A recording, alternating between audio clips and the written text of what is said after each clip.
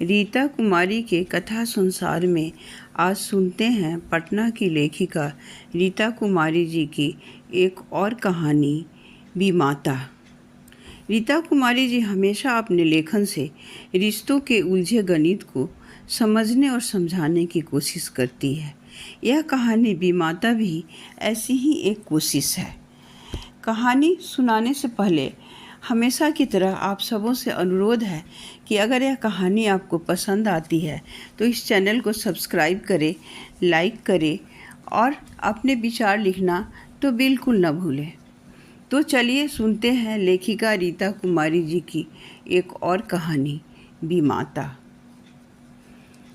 गर्मियों की शाम वैसे भी उदास और तन्हा होती है, पर उस शाम प्रचंड लू के थपेरों ने 6 बजे के बाद ही शाम को काफ़ी गर्म और उजाड़ बना रखा था।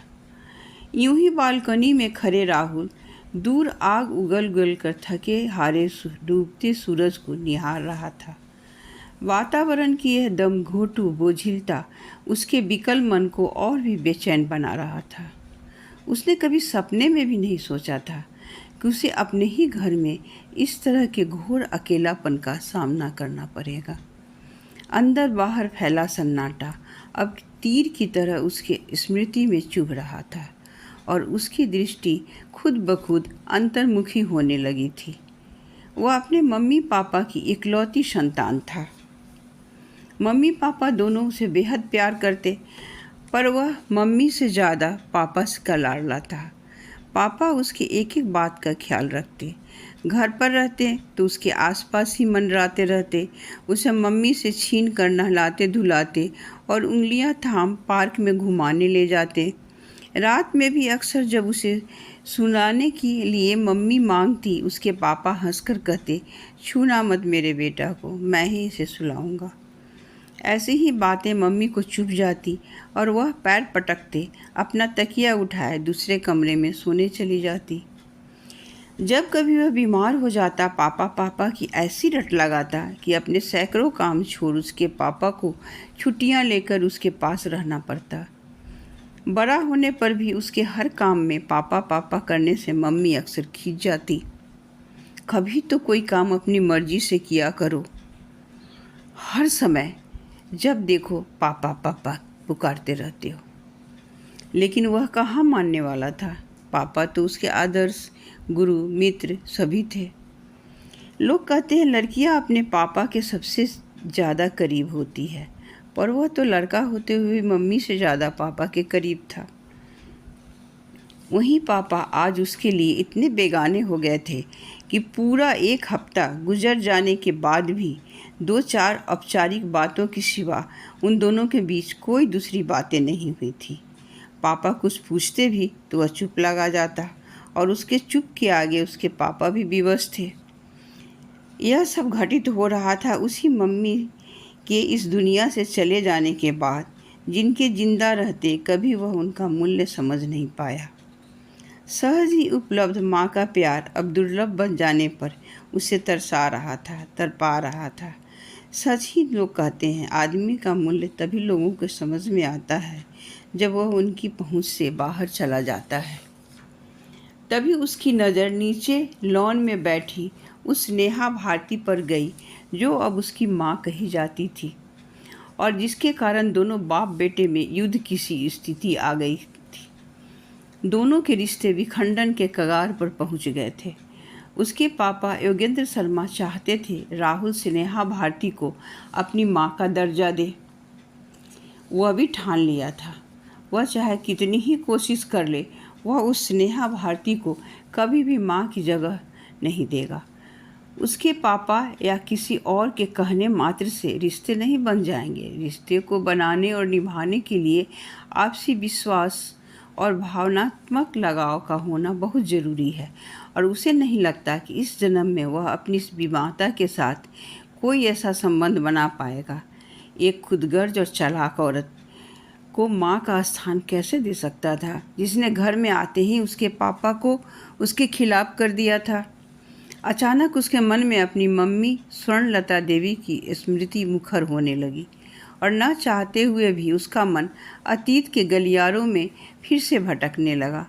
वह 8वीं में पढ़ता था जब डॉक्टरों ने महीना भर के जांच पड़ताल के बाद उसकी मम्मी को फेफड़े का कैंसर बताया था, जो अंतिम अवस्था में था। डॉक्टरों के अनुसार ज़्यादा से ज़्यादा वह 3 महीने ही जीवित रह सकती थी। अचानक इस सूचना से दोनों पिता पुत्र स्तब्ध रह गए थे। एक प्राणांतक वेदना दोनों के लिए असह्य था। फिर भी अपने हृदय की व्यथा को पापा के साथ साथ वह भी अपनी मम्मी से छुपाने की भरसक कोशिशें करता रहा, लेकिन इस जानलेवा बीमारी की बात ज़्यादा दिनों तक उनसे छुपी नहीं रह सकी। इस सूचना ने उसकी मम्मी को मानसिक रूप से पूरी तरह तोड़ दिया था। अभी अपने जीवन के सबसे महत्वपूर्ण अध्याय अपने बेटा को फलते फूलते देखना चाहती थी। उसे छोड़कर मृत्यु का वरण नहीं करना चाहती थी, लेकिन कोई क्या कर सकता था। कभी कभी नियति के फैसले के आगे हम सभी विवश हो जाते हैं। सभी की निगाहें एक चमत्कार की आशा पर टिकी थी।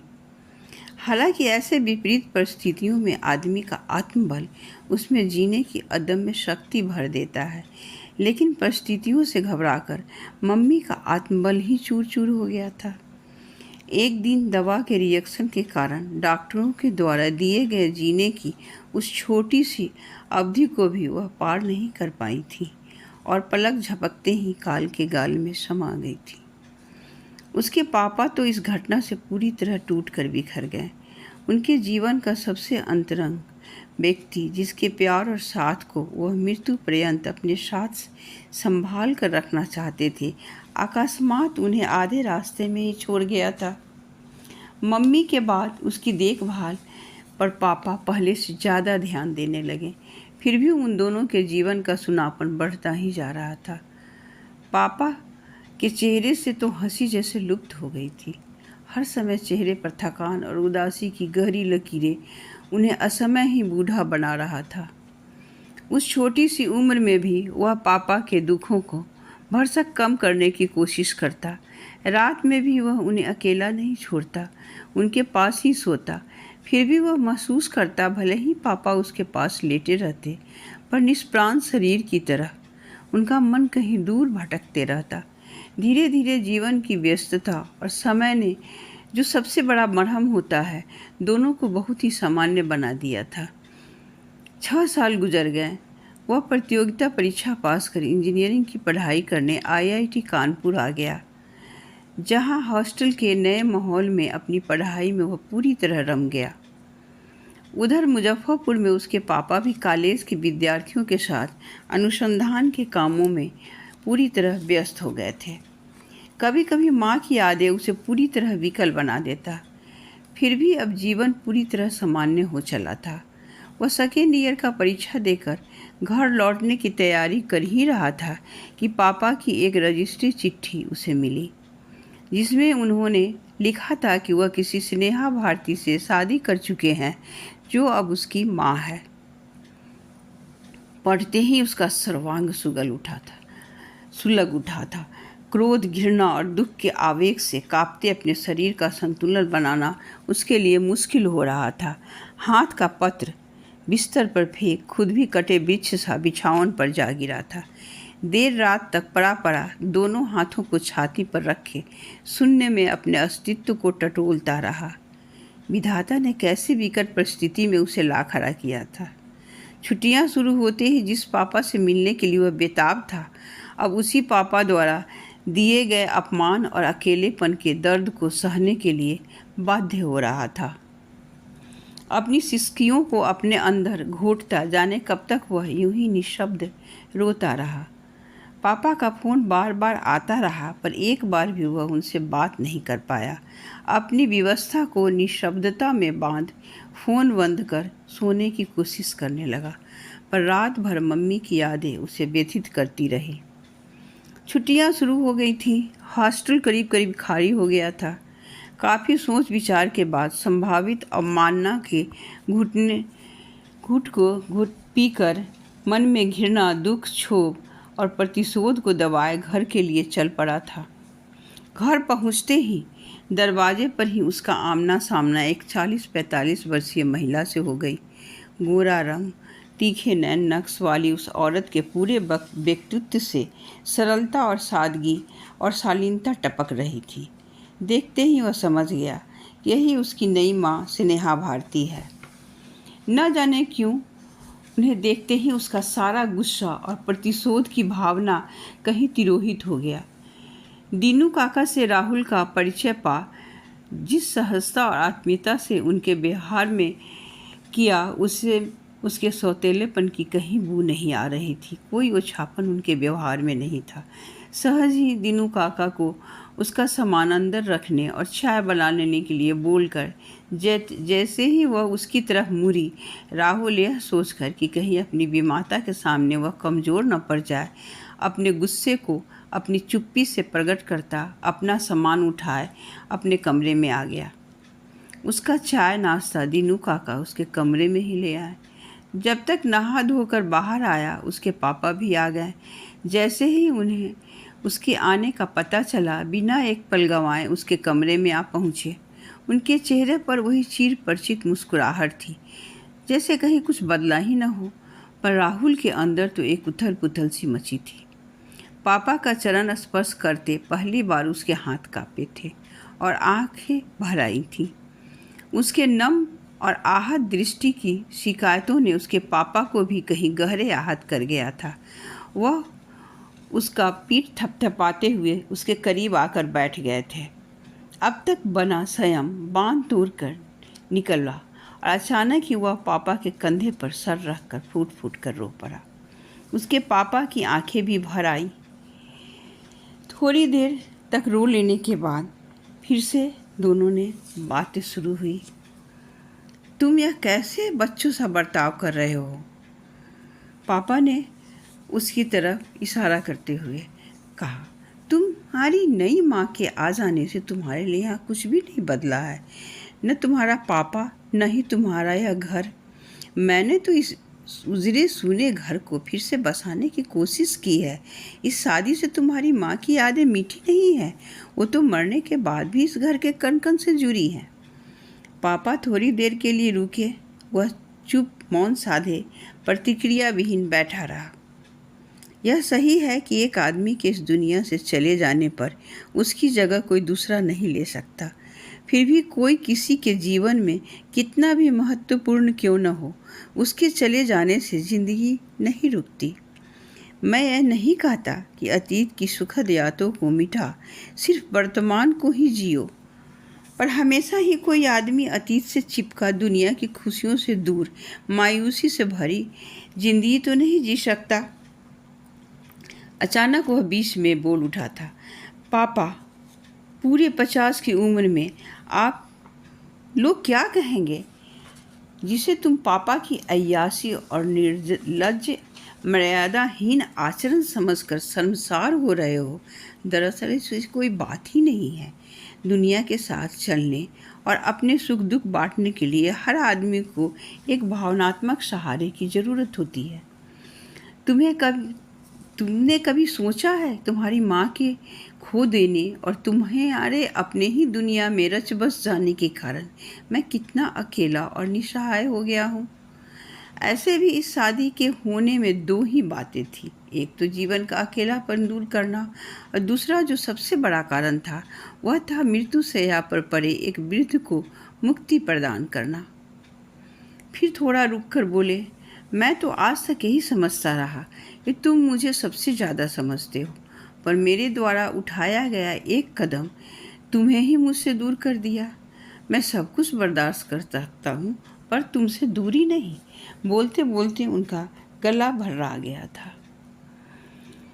तुम क्या समझने लगे? सहसा ही पापा का वात्सल्य और प्यार उसके लहूलुहान छाती पर जैसे मरहम लग गया। अपने पापा के लिए गहरी संवेदना का स्रोत उसके दिल से बह निकला। फिर भी दोनों पिता पुत्र के बीच मौन छाया रहा। खाने के टेबल पर भी वह चुप ही रहा। चुपचाप खाना समाप्त कर किसी तरह से निगल कर वह अपने कमरे में आ गया। 2 बजे तक यूं ही करवटें बदलता रहा। दूसरे दिन देर से उठा। जब हाथ मुंह धोकर नीचे आया, दीनू काका से पता चला उसके लिए खाना बना टेबल पर रख उसकी नई माँ और पापा दोनों कॉलेज चले गए थे। वह नाश्ता करने बैठा तो सारे खाने उसके पसंद के बने थे। आलू के पराठे, दही और आलू मेथी के सब्जी। भोजन की सुगंध से उसके मुंह में पानी भर आया। वह भी नाश्ता शुरू ही किया था कि दीनू काका उसके बगल में आ खड़े हुए। एक बात कहूँ बेटा, इसे मेरी छोटी मुँह बड़ी बात मत समझना। वह कुछ नहीं बोला। दीनू काका घर के पुराने नौकर थे, उनकी वह बहुत इज्जत करता था। ये जो तुम्हारी नई माँ है स्नेहा बिटिया, बड़े अच्छे स्वभाव की है। मैं इसे बचपन से जानता हूँ। यह रमाकांत बाबू की इकलौती बिटिया थी जो भारत स्टील में काम करते थे। यह तो जन्म से ही अभागन है। 6 साल की थी जब माँ मर गई। शादी हुई तो महीना भर बाद ही एक मोटरसाइकिल दुर्घटना में इसके पति का मौत हो गया। ससुराल वाले कुलच्छनी और अभागन का मैके पहुंचा दिया। तब से अपने पिता के पास ही रह रही थी। यही उसे अपनी अधूरी पढ़ाई पूरी की। शुरू से ही कुशाग्र बुद्धि थी। पढ़ाई समाप्त करते करते तुम्हारे पिताजी के कॉलेज में ही उसे नौकरी मिल गई। पहले तो उसके दकियानूसी पिता ने उसकी दूसरी शादी करने की सोची भी नहीं, पर जैसे जैसे समय बीतता गया और अब जब लंबे समय तक बीमार भी रहने लगे, तब उन्हें अपना अंत स्पष्ट नज़र आने लगा और तब बेटी की चिंता उन्हें सताने लगी। तब सभी आने जाने वालों के सामने अपनी बेटी की दूसरी शादी करवा देने के लिए गिड़गिड़ाने लगे। जब तुम्हारे पिताजी इंसानियत के नाते उन्हें देखने गए तो उनका हाथ पकड़कर अपनी बेटी से शादी कर लेने की मिन्नतें करने लगे। वह एक मरते हुए आदमी की अंतिम इच्छा का अनादर नहीं कर सके और यह शादी उन्हें करनी पड़ी। मेरा तुमसे अनुरोध है, स्नेहा बिटिया को माँ के रूप में अपना लो। बड़े दुख काटे हैं उसने अपने जीवन में। आगे तुम्हारी मर्जी, तुम खुद ही बड़े समझदार हो। दीनू काका की बातें समाप्त होते ही वह बिना कोई प्रतिक्रिया व्यक्त किए वहाँ से चुपचाप चला गया। एक दिन वह खुद ही रसोई में अपने लिए चाय बना रहा था। जाने कब उसकी कमीज चूल्हा के कोने से ऐसा उलझा कि सारा का सारा चाय उसके हाथों पर आ गिरा। वह जलन के मारे चीख उठा। उसकी चीख सुनते ही उसकी नई माँ पल भर में दौड़ती आ गई। स्थिति का आभास होते ही वह बुरी तरह घबरा गई। कुछ न सूझा तो जल्दी से अपना आंचल ठंडे पानी में भिगो उसके हाथों पर लपेट दी।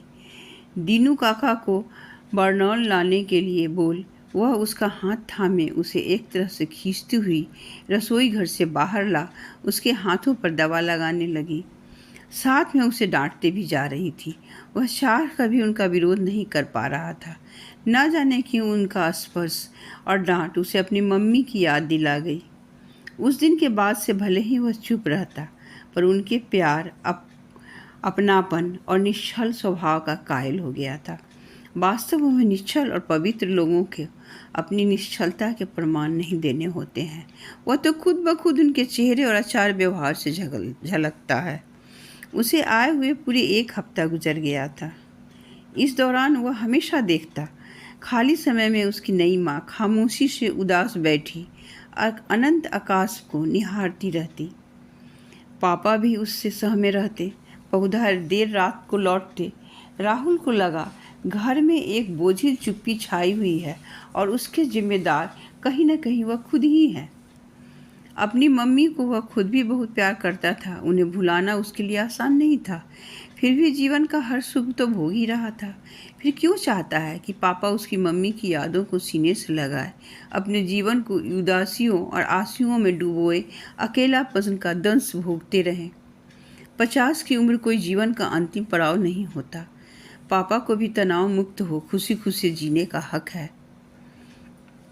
वह बालकनी से झांक कर देखा तो अभी भी उसकी नई माँ निरभ्र आकाश में नजरें गड़ाए उदास सी बैठी थी।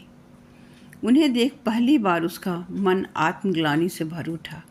क्या कभी है उसकी नई माँ में, और क्या गलती है उनकी जो वह इस कदर उनका विरोध कर सबको तनाव में डाले हुए है। उनके प्रति मन में पलता आक्रोश की श्रृंखलाएं जैसे किसी चट्टान से टकराकर बिखर गई। वह बिना समय गंवाए नीचे आ उनके पास पड़ी खाली कुर्सी पर बैठ गया। फिर धीरे से बोला, सॉरी माँ, क्या अब तक किए गए मेरी सारी नादानियों के लिए मुझे माफ़ कर मुझसे दोस्ती करोगी? उसके व्यवहार से अचंभित, आनंद मिश्रित स्निग्ध दृष्टि से उसे निहारती उनका मलिन चेहरा खुशी से दीप्त हो उठा।